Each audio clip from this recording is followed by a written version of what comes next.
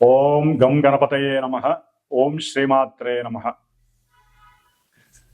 వీక్షించేటటువంటి ప్రేక్షకులందరికీ కూడా ఆదిత్యాది నవగ్రహ దేవతల యొక్క అనుగ్రహము, పార్వతీ పరమేశ్వరుల యొక్క అనుగ్రహము కలుగ్గాక.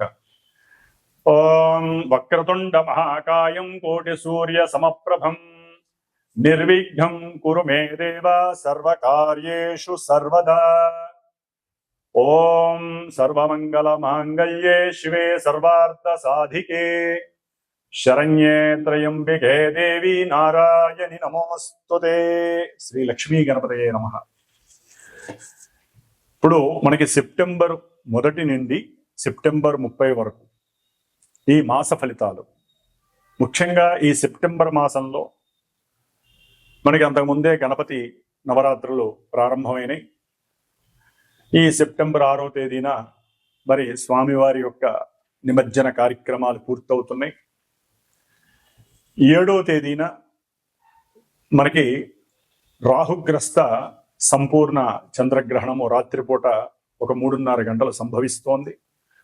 అట్లాగే సెప్టెంబర్ మాసంలో మరి సంకష్టార చతుర్థి, మాస శివరాత్రి, అట్లాగే 22వ తేదీ సెప్టెంబర్ 22వ తేదీన అమ్మలగన్న యమ్మ ముగురమ్మల మూలపుటమ్మ మరి ఆ మహాకాళి, మహాలక్ష్మి, మహాసరస్వతి అయినటువంటి త్రిమూర్తి స్వరూపిణి అయినటువంటి ఆ అఖిలాండ కోటి బ్రహ్మాండ నాయకి అయినటువంటి శక్తి స్వరూపిణి, శక్తి దేవత అయినటువంటి దుర్గాదేవి అమ్మవారి యొక్క శరన్నవరాత్రి, శ్రీదేవి శరన్నవరాత్రి మహోత్సవములు ప్రారంభమవుతున్నాయి.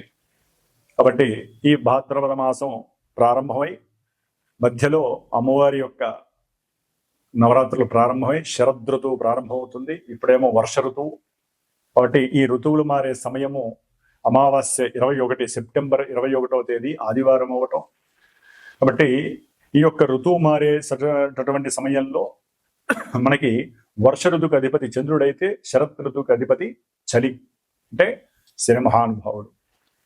కాబట్టి ఈ సమయంలో ఎన్నో రకాలైనటువంటి ఇబ్బందులు, అనారోగ్య సమస్యలు కలుగుతూ ఉంటాయి ఈ యొక్క కాలచక్రంలో మన పంచభూతాల ద్వారా. కాబట్టి మరి అంతరిక్షంలో గ్రహాలు ముఖ్యంగా రాశి చక్రంలో ఈ సెప్టెంబర్ 13వ తేదీన కుజుడు ఇప్పటి వరకు మేషరాశి నుంచి కన్యారాశిలో ఉన్నవాడు మనకి తులారాశిలోకి సొంత నక్షత్రంలో అడుగు పెడతాడు. అట్లాగే సెప్టెంబర్ 14వ తేదీన కర్కాటక రాశిలో ఉన్నటువంటి శుక్రుడు గ్రహము సింహరాశిలోకి అడుగు పెడతాడు. సెప్టెంబర్ 15వ తేదీన మరి బుధుడు వ్యాపారకారకుడు, బుద్ధికారకుడు, ఆయన సింహంలోంచి కన్యలోకి అడుగు పెడతాడు. సెప్టెంబర్ 16వ తేదీన సూర్య భగవానుడు, మరి ఆయన గురించి మనం చెప్పుకోవాలి. సూర్యుడి నుంచి అన్ని గ్రహాలు తిరుగుతాయి. సూర్యుడే ఆరోగ్య ప్రదాత, సూర్యుడే జీవకారకుడు. తిన్నదరగాలన్నా ఆయన యొక్క అనుగ్రహం ఉండాలి. మరి ఆయన తన యొక్క స్వక్షేత్రంలో ఉన్నవాడు సెప్టెంబర్ 16వ తేదీన కన్యారాశిలోకి వస్తున్నాడు.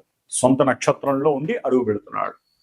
కాబట్టి ఈ విధంగా మనకి మాస గోచారంలో ఈ 4 గ్రహాలు రవి, బుధ, శుక్ర, కుజగ్రహాలు ముఖ్యమైనటువంటివి. ఈ 4 గ్రహాలు మనకి ఈ మాసంలోనే 13, 14, 15, 16 తేదీల్లోనే మారుతున్నాయి రాసుల్ని. మిగతా గ్రహాలు గురుడు మిథున రాశిలో ఉన్నాడు, ఆయన అక్టోబర్ 20 వరకు ఉంటాడు. ఆ తదుపరి మనకి శని భగవానుడు వక్రించి నవంబర్ ఎండింగ్ వరకు ఉంటాడు మీనరాశిలో. రాహువు చూస్తే కుంభరాశిలోనే ఉన్నాడు, కేతువు చూస్తే సింహరాశిలో ఉన్నాడు. కాబట్టి ఈ విధంగా కాలచక్రంలో మనకి గోచార చక్రం ఈ విధంగా కనపడుతోంది మనకి.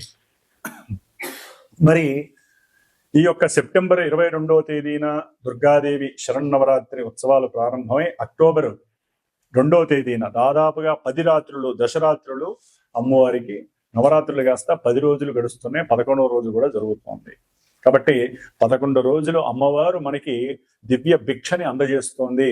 అమ్మవారిని స్తుతించడానికి, అమ్మవారి అలంకరణలు చూడటానికి, అమ్మవారి యొక్క నామస్మరణలో మన నోటితో ఉచ్చరించడానికి యజ్ఞ యాగాదులు, పూజలు, పునస్కారాలు, ప్రసాద నివేదనలు, ఇట్లా అమ్మవారికి సమర్పించేటటువంటి అన్నీ కూడా మళ్ళీ మనకి అమ్మవారు మనకి ఇచ్చేటటువంటి యోగ్యకరమైనటువంటి కాలాలు ఈ సెప్టెంబర్ మాసంలో మనకి 11 రోజులు అక్టోబర్ 2 వరకు నడుస్తుంది. కాబట్టి ఆ అమ్మవారి యొక్క దివ్య మంగళ స్వరూపము, ఆవిడ యొక్క దివ్య అనుగ్రహము ప్రపంచానికి, అట్లాగే భూలోకం మొత్తానికి, అంతరిక్షంలో ఉన్న గ్రహాలన్నిటికీ ఆవిడ యొక్క శక్తి ప్రసాదింపబడి మనందరి చేత పూజలు అందుకున్నటువంటి అమ్మవారు మళ్ళీ మనకి జ్ఞానభిక్షని, మోక్షభిక్షని, ఇక్కడ భూమి మీద మనం బతకడానికి కావలసినటువంటి అన్ని రకాలైనటువంటి భిక్షలని అందచేయాలని కోరుకుంటూ, అందరినీ ఆశీర్వదిస్తూ, ఈ సెప్టెంబర్ మాసంలో ఏ రాశుల వారికి ఏ విధమైనటువంటి ఫలితాలు గోచరిస్తున్నాయి, మేషరాశి నుంచి మీనరాశి వరకు ఏ ఫలితాలు వీరికి లభిస్తున్నాయి అనేటటువంటి విషయాన్ని మనం ఇప్పుడు తెలియచేద్దాము. ధనుస్సు రాశి సెప్టెంబర్ 1 నుంచి సెప్టెంబర్ 30 వరకు ధనుస్సు రాశి వారికి ముఖ్యంగా సప్తమంలో ఉన్నటువంటి గురుడు అనుకూలవంతుడు, తృతీయంలో ఉన్నటువంటి రాహువు ఇంకా అనుకూలవంతుడు.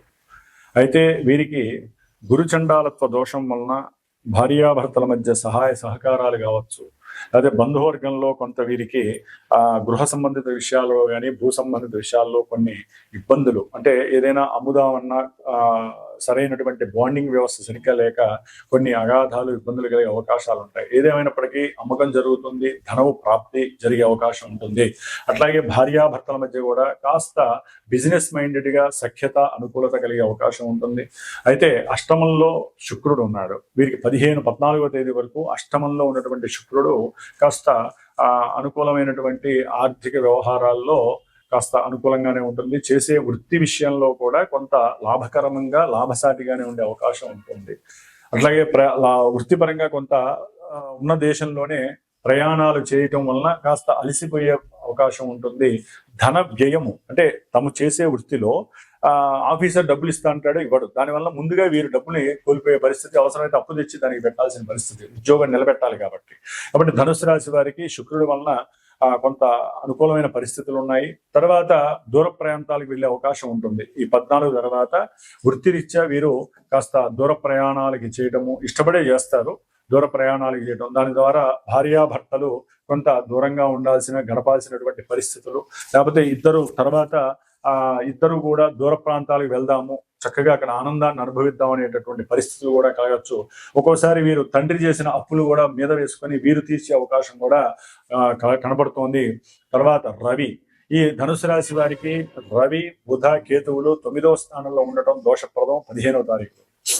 అంటే తండ్రితో అవసరం లేనటువంటి సమస్యలు, మాట పట్టింపులు, అట్లాగే తండ్రి కొడుకుల మధ్య, తల్లి కొడుకుల మధ్య అట్లాగే సరైనటువంటి అనుకూలతలు లేకపోవడం, వాగ్దోషం అంటారు దీన్నే, అట్లా జరుగుతోంది కేతువుతో కలవడం ద్వారా. 15 తర్వాత రవి బుధుడు కన్యారాశిలోకి వచ్చినప్పుడు ఒక రకంగా కర్మస్థానం దశమ కేంద్రంలో ఇది బుధాదిత్య యోగంగా చెప్పుకోవచ్చు. దీని ద్వారా తండ్రి యొక్క అనుకూలత పెరుగుతుంది. బంధువర్గంలో వీరికంటూ ఒక నాలెడ్జ్ ఉందని చెప్పి కీర్తి ప్రతిష్టలు పెరుగుతాయి. వీరు మాట్లాడే ప్రతి మాట కూడా సంస్కారయుక్తంగా ఉంటుంది. చేసే వృత్తిలో వీరికి గుర్తింపు లభిస్తుంది. ముఖ్యంగా వైద్యశాలలో కానీ, ఫార్మాస్యూటికల్స్ లో కానీ కీర్తి ప్రతిష్టలు పెరుగుతాయి. వాటిల్లో చేసేటటువంటి వాళ్ళకి ముఖ్యంగా వ్యాపారం యొక్క క్షేత్రస్థాయిలో వీరికంటూ ఒక పట్టు లభిస్తుంది. దాని ద్వారా గవర్నమెంట్ కి సంబంధించిన సహాయ సహకారాలు తీసుకొని వీరు వ్యాపారంలో వృద్ధి చేయడానికి ముందుకు వెళ్లే అవకాశాలు ఎక్కువగా ఉన్నాయి. అట్లాగే సంఘంలో కీర్తి ప్రతిష్టలు అధికంగా పెరిగేటటువంటి అవకాశం ఈ రవి బుధుల వలన 15 తర్వాత కలుగుతుంది. అలాగే 10వ స్థానంలో ఉన్నటువంటి కుజుడు కొంత వృత్తి ఉద్యోగాలలో ఇక్కట్లు, ఇబ్బందులు పెట్టినప్పటికీ ఇప్పుడు ధనుస్సు రాశి వారికి లాభంలోకి 12 తర్వాత 13 నుంచి సెప్టెంబర్ 13 నుంచి కుజగ్రహ అనుగ్రహం చాలా గొప్పగా పనిచేస్తుంది. సంతానపరమైనటువంటి లాభాలు కలుగుతున్నాయి, సంతాన లాభం కలుగుతుంది. గర్భధారణ చేసిన స్త్రీలకి సంతాన లాభం కలిగే అవకాశము, శుభవార్తలు వినే అవకాశం కలుగుతుంది. అట్లాగే వివాహ అవకాశాలు, ప్రేమించుకున్నటువంటి వారికి అనుకూలమైనటువంటి పరిస్థితులు కూడా కనిపించే అవకాశం ఉంటుంది. ఏదైతే వీరు అనుమానంగా చూస్తారో అవన్నీ కూడా పాజిటివ్ అయిపోయి ప్లెజెంట్ గా ఉండే సందర్భం కూడా కనిపిస్తోంది ధనుస్సు రాశి వారికి. కాబట్టి అఖండమైనటువంటి వీరికి ఉన్నటువంటి శక్తి సామర్థ్యాలు, తెలివితేటలు, సృజనాత్మక శక్తి, పూజా పునస్కారాల యొక్క శక్తి వలన అనుకున్న ప్రతి కార్యక్రమంలో వీరికి లాభసాటిగా ఉండే అవకాశం కలుగుతోంది.